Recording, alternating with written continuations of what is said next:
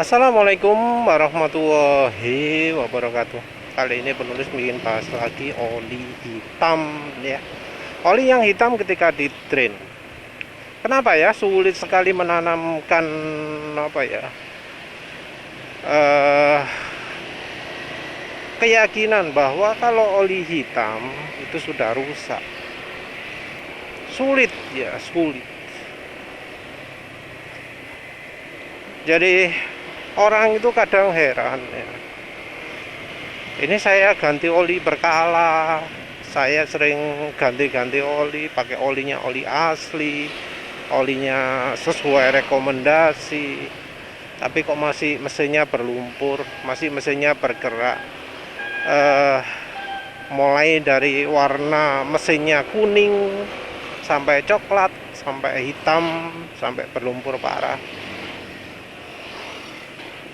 Orang heran mengalami seperti itu ketika ditanyakan apakah kalau ganti oli, apakah ketika drain oli itu apa olinya hitam? Dia jawab iya. Ketika ditanya kenapa sampai hitam, ya memang periodenya kayak gitu mas, masa ganti olinya segitu emang. Direkomendasi bengkel, direkomendasi mekanik, pemilik toko, dealer, kepala bengkel dan seterusnya.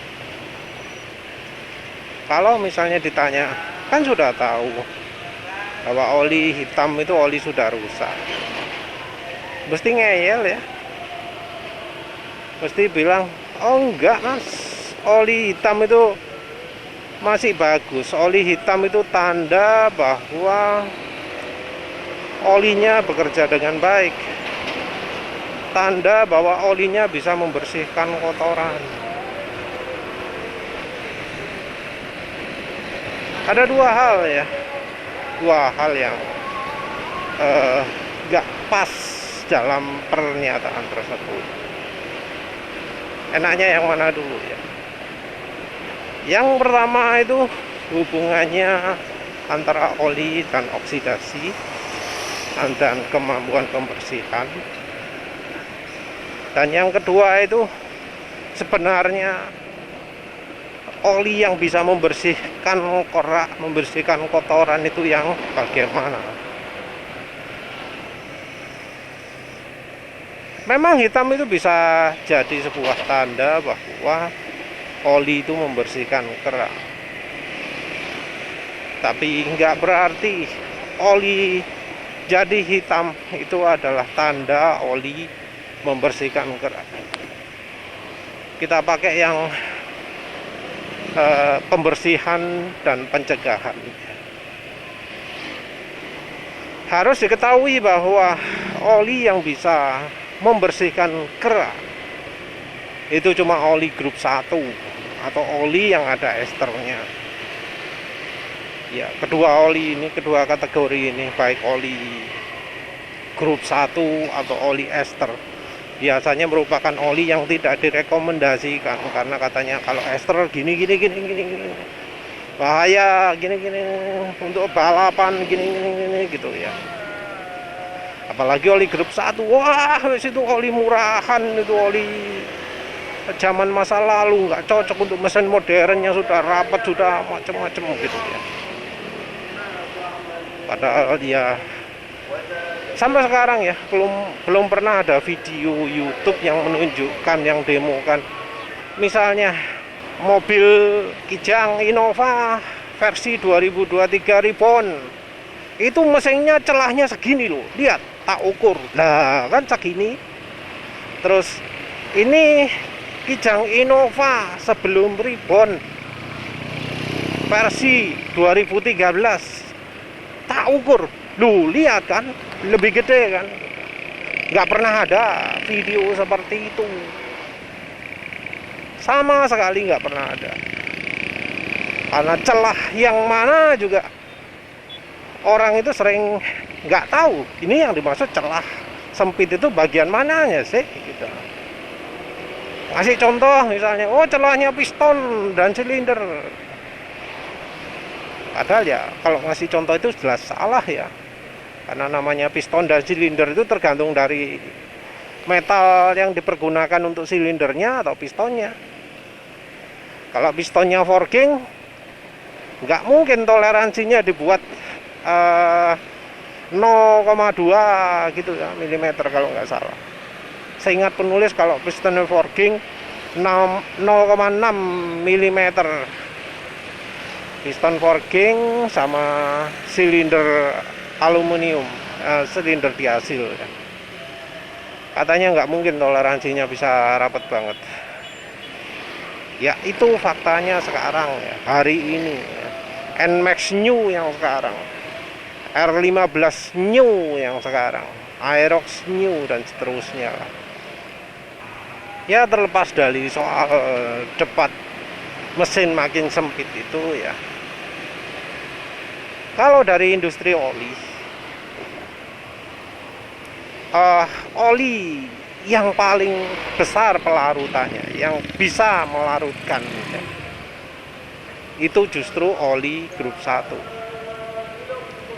Kenapa? Justru karena oli yang paling murni, dia lebih sedikit mengandung bahan yang kemampuan pelarutannya bagus. Jadi bahan dasar oli itu kalau menurut API dibagi 3: solvent refined grup 1, hydrotreat grup 2, hydrocrack grup 3. Yang membedakan adalah dari kandungan aromatik, naptenik, dan parafinik kalau nggak salah.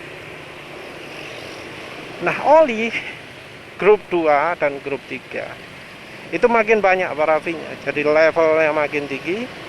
Parafinnya, kandungan yang namanya parafiniknya makin banyak, rasionya makin besar. Bahkan oli grup 3 plus ya, oli hydrocrack yang paling murni itu bisa sampai 95% kalau nggak salah parafinnya. Sementara itu oli grup 1 parafinnya paling sedikit karena banyak kandungan lain yang disebut sebagai kotorannya, impurity ya. Lebih banyak sulfurnya dan seterusnya. Nah, parafin itu punya sifat yang tidak mudah melarutkan. Aromatik dan naptenik ini punya sifat yang mudah melarutkan. Nah, ini ya yang jadi problem besar. Karena ya itu tadi, bahan aromatik inilah yang bisa membuat oli itu melarutkan kotoran. Ini jadi dilema sendiri untuk industri oli karena kemampuan oli untuk membersihkan mesin itu berbeda dari kemampuan oli untuk tidak mudah oksidasi. Jadi sekarang trennya adalah oli yang mengandung bahan parafin, karena bahan parafinnya lebih banyak. Itu artinya olinya lebih sulit teroksidasi. Kalau lebih sulit teroksidasi, bakal lebih sulit menghasilkan lumpur atau kerak. Yang dikejar itu, masalahnya adalah ketika di kendaraan ini terjadi lumpur atau kerak. Nah, ini sulit karena kemampuan pelarutan dari oli yang lebih banyak parafinnya itu nggak bagus. Jadi kemampuan untuk membersihkan dengan kemampuan untuk tidak sampai menghasilkan kerak itu sesuatu yang berbeda. Oli grup 3 itu lebih kuat, nggak mudah hitam, nggak mudah teroksidasi, tidak mudah rusak. Tapi kalau sudah terjadi kerak, sulit untuk bisa membersihkan. Nah, jadi kalau menurut lembaga oli grup 2 itu sulit untuk membersihkan mesin. Yang mudah bisa membersihkan mesin oli grup 1. Walau disebut kelemahannya oli grup 1 itu lebih mudah rusak, lebih mudah hitam. Nah, ini jadi konflik. Konflik kenapa? Konflik dengan pernyataan orang-orang yang ngomong bahwa oli itu hitam karena membersihkan kerak.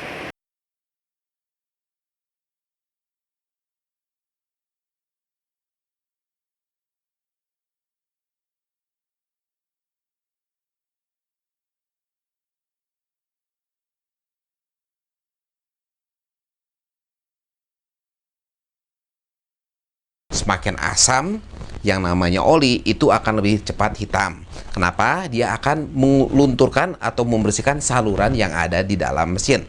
Oli itu terekspos langsung ke udara bebas yang banyak kotorannya, sehingga oli akan berubah menjadi hitam. Selain dari itu, berubah menjadi hitam karena kadang-kala ada yang namanya bocoran kompresi, sehingga kotoran dari ruang bakar tercampur dengan oli. Cuman kalau menjadi warna hitam biasa dan tetap encer, gak masalah. Mungkin 98 atau 99% oli di pasaran itu grup 2.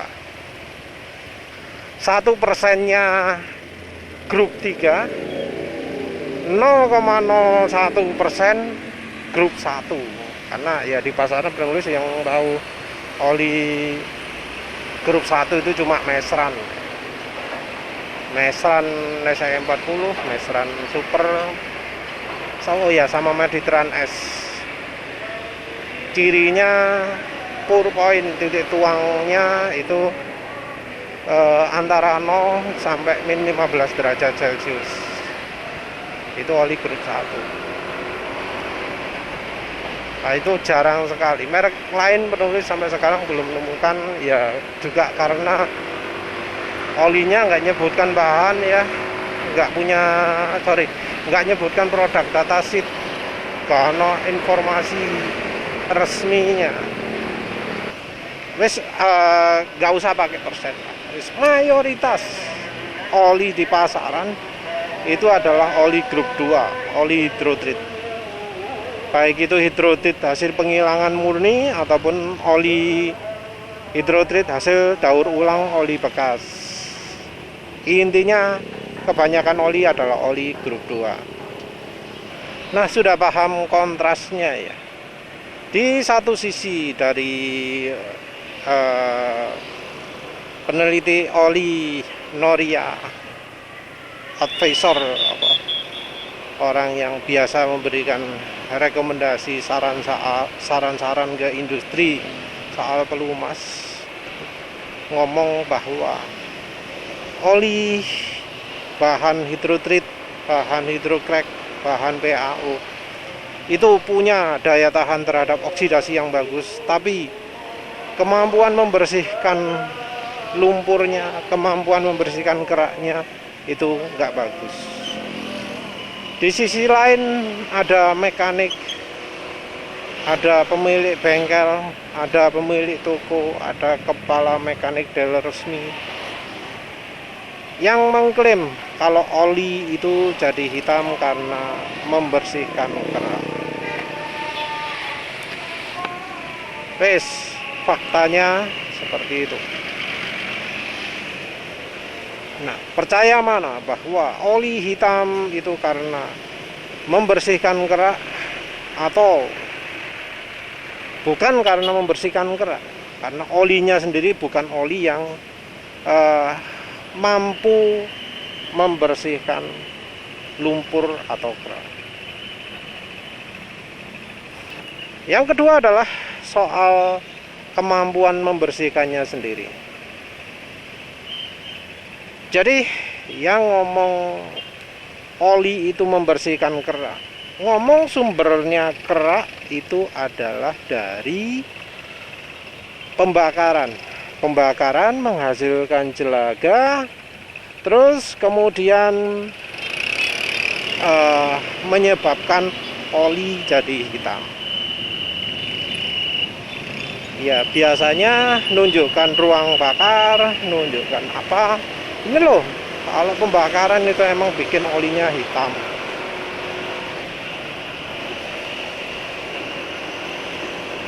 Jadi biasanya argumentasinya seperti itu. Nah, di sisi lain, kalau menurut para ahli, Yang bikin oli hitam memang namanya sisa pembakaran, itu salah satunya. Tapi itu terutama terjadi di mobil diesel. Kalau kendaraan bensin enggak.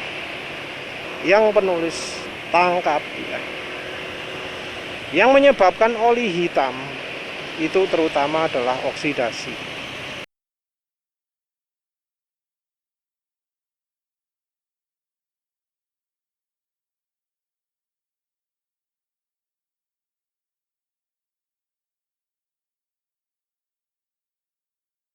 Olinya sendiri yang jadi rusak, bukan karena olinya itu menyerap sisa pembakaran jadi hitam, tapi olinya sendiri yang jadi hitam. Beda ya, beda. Jadi menurut penulis, yang bikin hitam oli itu bukan dari bensinnya, tapi dari olinya sendiri. Nah, itu kan teorinya ya, teorinya. Terus membuktikannya gimana? Apa sih buktinya bahwa yang bikin hitam itu bukan pembakaran, tapi dari olinya sendiri? Apa buktinya? Buktinya adalah, kalau olinya jelek, olinya cepat hitam. Kalau olinya bagus, olinya nggak cepat hitam. Wes, iku. Kenapa motor yang sama, bensin sama, nggak berubah, macam-macam nggak berubah, pemakaian nggak berubah, tiap hari ya dipakai kayak gini nih. Kenapa kalau oli bagus, olinya tetap bening lebih lama daripada oli yang jelek? Apa alasannya? Ayo. Apa memang kalau pakai oli tertentu, kotoran ruang bakarnya terus menghasilkan kotoran lebih banyak? Ya enggak lah. Yang lebih masuk akal itu adalah kalau hitam itu terjadi karena olinya rusak lebih dulu, rusak lebih cepat. Karena pembakaran tetap sama, kondisi lain tetap sama, tapi ori merek tertentu itu cepat hitam, oli tertentu itu enggak cepat hitam. Artinya apa? Sumbernya itu dari oli. Oli yang bikin hitam itu, yang apa? Yang bikin olinya cepat hitam itu ya olinya sendiri. Bahan olinya.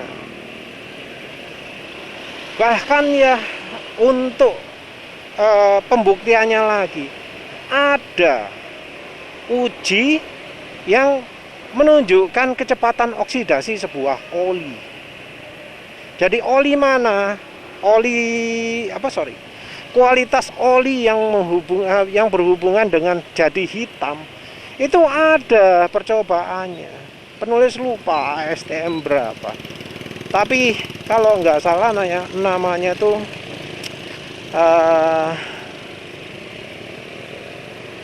TEOST gitu ya.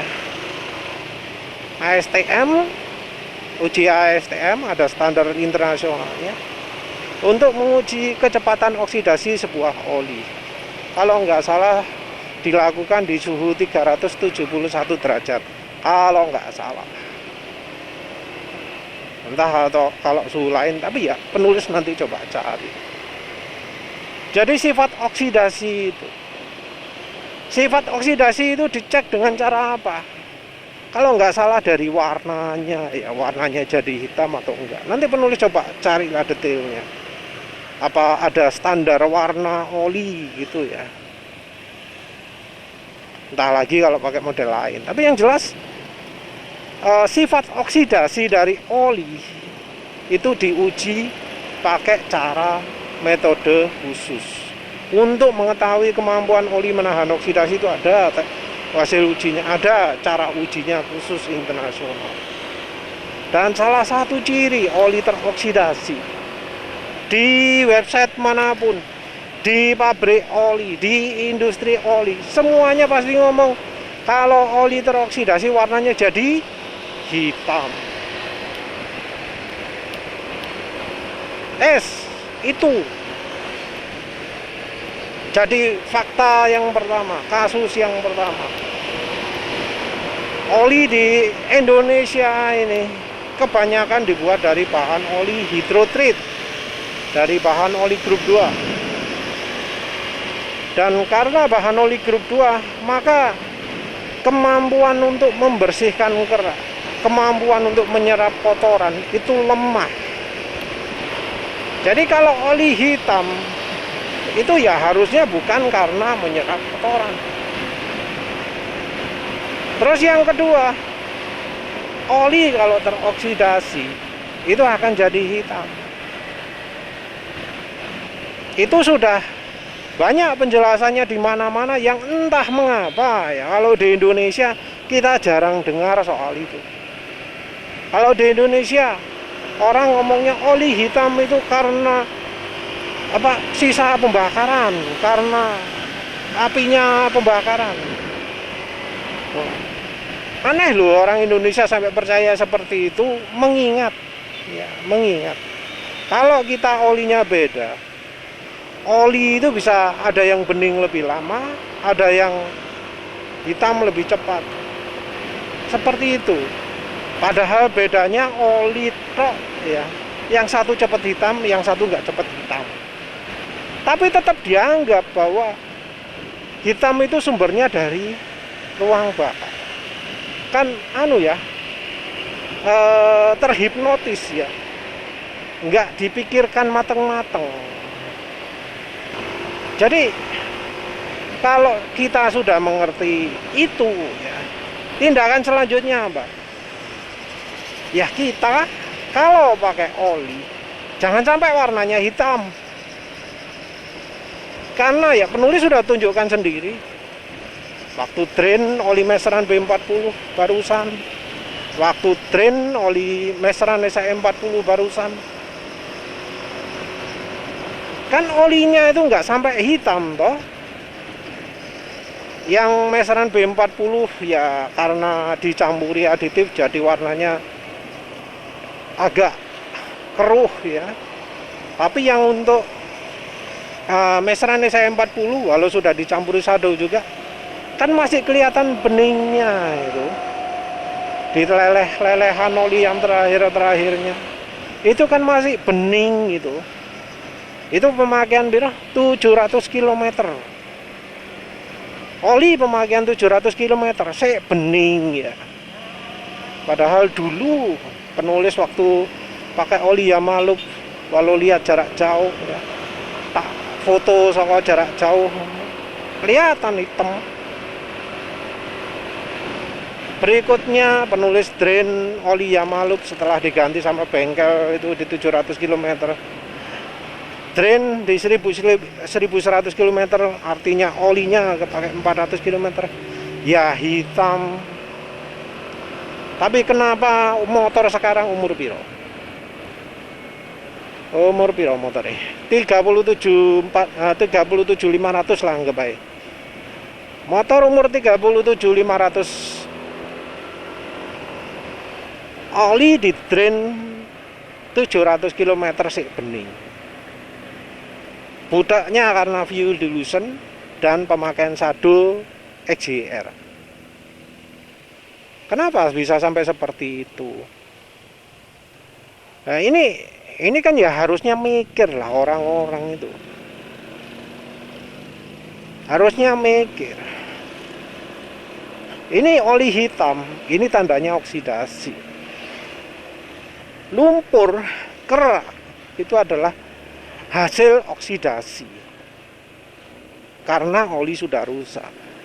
Sampai terjadi lumpur, sampai terjadi kerak, itu karena ganti olinya telat, karena oli sudah rusak tapi masih terus dipakai.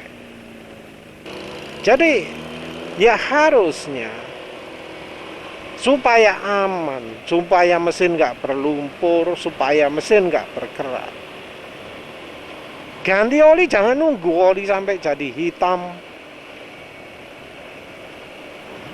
Paling nggak semi-semi coklat lah, masih ada bening-beningnya, bening ketika dilihat dengan mata, ketika olinya dituang. Makin gelap warna oli ketika dituang, makin telat kita. Coklat itu wis tanda bahaya. Sudah warning. Apalagi kalau sampai olinya dipakai jadi hitam gitu, sampai hitam ketika ditrin. Nah itu parah, fatal, luar biasa. Mungkin ya orang nggak kebiasaan ganti oli sendiri, yang ganti oli orang lain.